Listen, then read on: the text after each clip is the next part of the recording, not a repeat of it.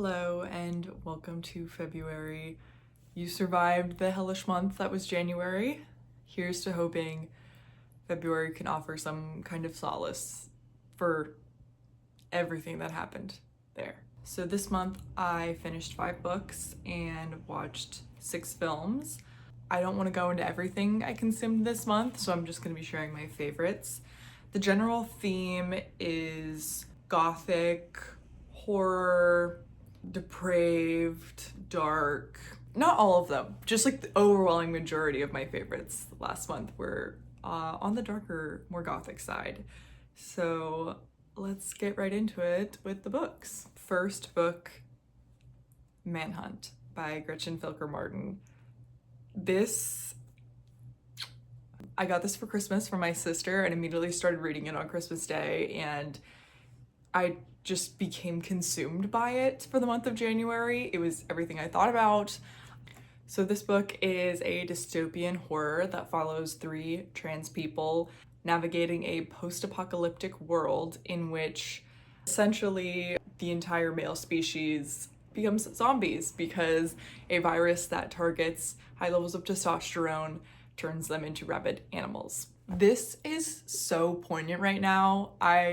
Like I said, started reading this in December, but as the month of January crawled on and its depressing nature, particularly as conversations about trans people and our current administration became upsetting, this book was just so more engaging to read. It's incredibly engaging on its own, but when you think about what's going on in our current day in society, because in case you didn't know, reading is political. Yeah, it just became a lot. But it also provided a different lens and perspective to look at this book in, which I really appreciated. Basically, our 2 trans women main characters, Beth and Fran, are manhunters. They stalk and kill these disgusting zombies of what used to be men and remove their balls and I believe their kidneys. There's another organ that stores estrogen in men, so that they can take it back to their friend Lindy, who was previously a doctor before the world fell apart, so she can convert that into estrogen for trans women to continue to take during this pandemic. The other character they meet is Robbie.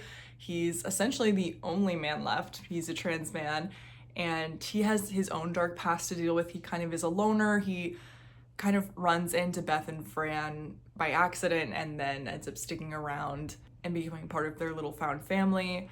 They end up seeking refuge at a bunker brats like underground lair.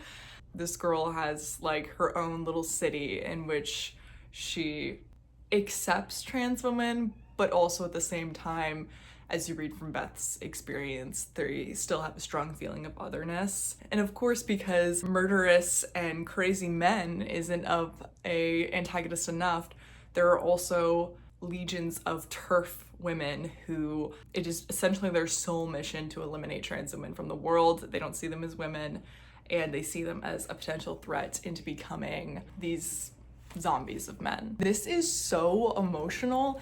I literally am still not over it. I give it 5 stars, of course. Like, the premise alone is amazing. It's unlike any other queer books I've read before in that it's just so unflinching in its portrayal of trans and queer people. These characters are incredibly flawed, and the 3 main characters represent a crazy spectrum of the trans identity, and it was really emotional to read at times because there were times when you felt really bad for one of them and really hated the other. It was just a very truthful portrayal of how trans people are not perfect. At the end of the day, it's a book about found family and just resilience of queer people and how things like TERFs don't disappear even when the apocalypse comes around. This I'm gonna be recommending to everyone, especially if you're queer or trans. 100% recommend reading this. Next is the first book I finished this year, Lady Macbeth by Ava Reid. If you're not new here, you know I love Ava Reid. She is everything to me. Her writing style, the stories she tells are just everything I aspire to be in a writer myself. This book was crazy. It was such an emotional roller coaster because the main character is 17 in this book, so you think it's gonna be a YA, but it is so mature, it is so dark, it is, I wanna use the word unflinching again. It does not turn away from the way women were treated at the time in which Macbeth was set.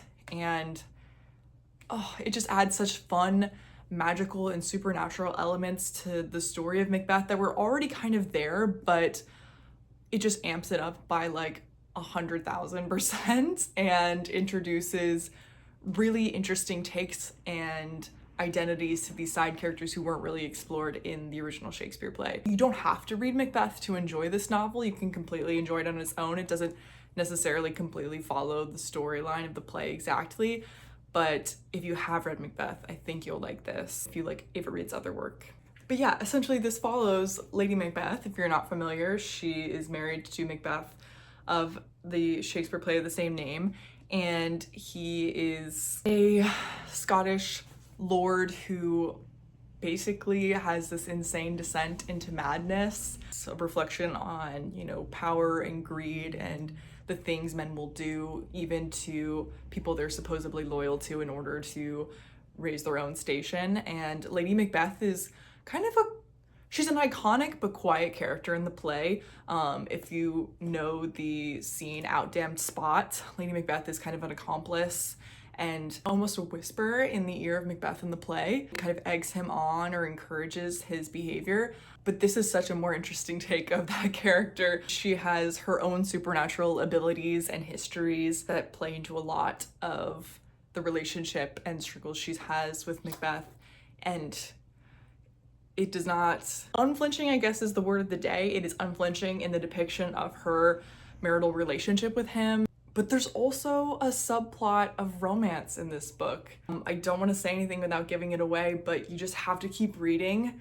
By the time you get like a little over halfway through, probably you get introduced to this just stunning subplot of romance that is just, it really kept me going in the end there. So this could possibly be my favorite read of the year. And it's the first book I finished this year. So I, needless to say, gave this 5 stars and I think you should read it. Next, Divine Rivals by Rebecca Ross. This was my book club's pick this month. My friend Maddie picked it. Funnily enough, she is not a fantasy person and she kind of just picked this book on a whim. I had known about this book, not a huge YA person, so I didn't gravitate towards it, but this was a fantastic book. I think I gave this a 4.25. It's a duology. I haven't read the second part yet, but this is another example of how you can do YA books with mature themes and characters that are 17, 18, 19 can take on these tough conversations and triggering content and do it in like a very, very successful way. This is a fantasy world somewhat unlike our own. It's kind of gives like 1800s London vibes, but it's certainly a fantasy world, and our two main characters are both writers and work at the same newspaper together. And after a series of unfortunate events, our main character Iris decides to become a war reporter, and she leaves the only home she's ever known to go and write about this mysterious war that's kind of looming in the background of everyone's minds in the city, but they also think it's so far away that it won't touch them. This is a romantasy first and foremost. There's magical elements to it. There's mythology and gods, which they don't get into a lot in this book, which was kind of my critique of it, but I've heard in the second book they really dig more into the mythology and the world building. It has a lot of very interesting perspectives of war. I think it's been compared to World War I a lot, but I also reading it, you know, with my contemporary lens, because let's say it again, reading is political. I was thinking a lot about Palestine in this book. There's a lot about how we witness history and how we tell stories that are hard to tell, that a lot of people just want to turn away from. They don't want to hear what's happening, but despite it being hard, you have to listen and you have to tell these stories anyway. What I was thinking about while I was reading this book, but certainly it is very much inspired by World War I, but I think, you know, it's also interesting to look at it through a more contemporary lens as well. If you like fantasy, if you like romantasy with a little bit of, I don't want to say political intrigue, but the war is definitely political. So take with that what you will. I recommend. It's a very quick read. Once you get into it, I think it moves pretty fast. That's all the books I want to talk about, I think. I did read Big Swiss, which was fun, but I don't really have a ton to say on it. So moving on to the films I enjoyed this month. Starting off so strong, the first film I saw this month was Nosferatu. Yeah, it's as good as everyone's saying it is. I could go on and on about the like god tier cinematography and production design and costume design, but I think everyone's pretty aware of how stunning and beautiful all of that is, so I want to get into the story. I think there's a lot to love about this film. I understand it's not for everyone, but I think for the weird people, the outcasts, the monster romance people, monster romance girlies, you get it.